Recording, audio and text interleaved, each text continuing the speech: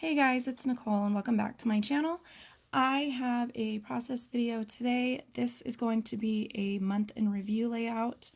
If you have watched my channel for a while, and when I say a while, I can tell you it's been 3 years that I've been working on these because I can't stay focused or on track or complete a project that I start. So these are basically like random one-off photos, and because I don't like to take up real estate in my albums for these types of photos, giving them in like an individual layout, I chose to go with the month in review style layout.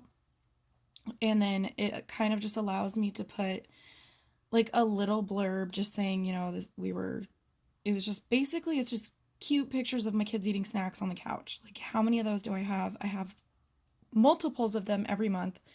I don't really want to do like a dedicated layout for that. So for my 2014 layouts, I am using my mind's eye papers, photo collages, and somewhat following a collage style layout that Nicole Spohr had posted many, many, many years ago. I almost want to say like 2010, 2011 on the Two Peas in a Bucket YouTube channel. And I'm not really following, like, I'm not using any of her layouts as a guide for this. I am literally just pulling papers that I like from my mind's eye hoard, kind of forcing myself to revisit it, find stuff that I love again, use it, cut it up, stop looking at it, that type of thing.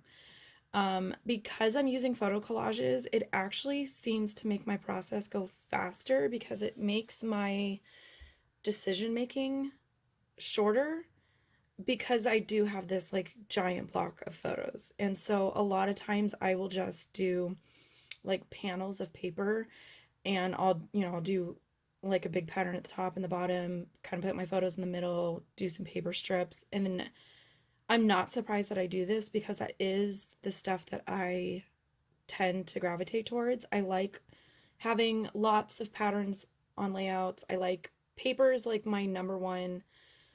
Love it, want to smell it, want to look at it, want to wallpaper my house in it type of thing. So for me, I do like seeing a lot of the papers. I know for some people it's more about like the clusters and the embellishments and that type of thing.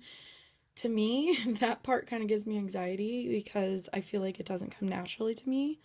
So back to what I was trying to say was I like to use as many patterns as I possibly can, and doing them in like strips and small chunks kind of makes it a little bit easier. And then for all of these layouts, I'm using this outline style title. I had found them in the Silhouette store years ago and had gone ahead and purchased them and just had them in my library. And because I had all of them, I decided to kind of go with that. And that's pretty much what I'm doing. And I've done other month in review style layouts on here where I use the calendar pages from Doodlebug. That, I want to say, was maybe my 2015 month in review layouts. I do have other ideas for what I want to do. So basically each year when I do these, I want them to be something where they're kind of all not matching, but they're all either using the same paper, using the same manufacturer or technique, same layout, same something, because it does kind of keep me excited about it, and it does make it a little bit easier for me if I already have certain elements picked out or set aside to use. It just, I don't know, it makes it faster for me. So this particular one, I ended up using this really, really, really old My Mind's Eye like patriotic collection. I don't even know where they put collection names on. Oh, it was American made. No idea when this was made. I've had it forever. No idea what the intention was for it. I have cut into it, and there is a process video showing this. It was I used it on a scrapbook generation class. Can't think of the name of it, where basically they kind of teach you how to look at a sketch and make it your own and things like that. And when I did that, I used the paper with the dots on it, and I punched out some of the circles and popped them up. And as soon as I pulled this paper, like that whole process of that layout came back to me, and I remembered putting that layout together probably more than the trip that I scrapbooked on that layout. But I thought it would be fun to kind of mimic something that I had done on that layout with that line on this one.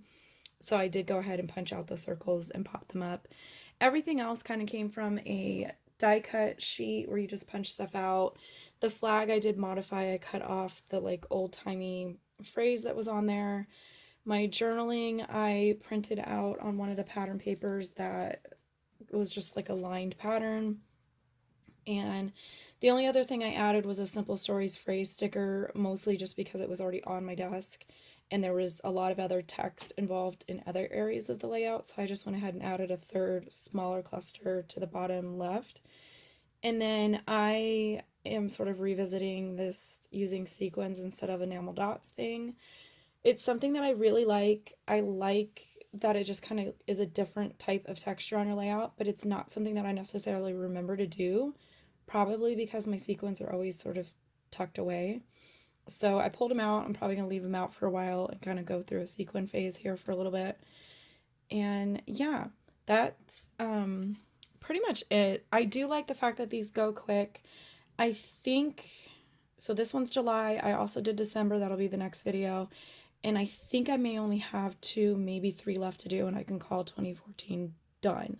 So as always, I appreciate you guys coming by, spending time with me, watching videos, leaving comments. Any kind of interaction is amazing, and I will catch you guys later.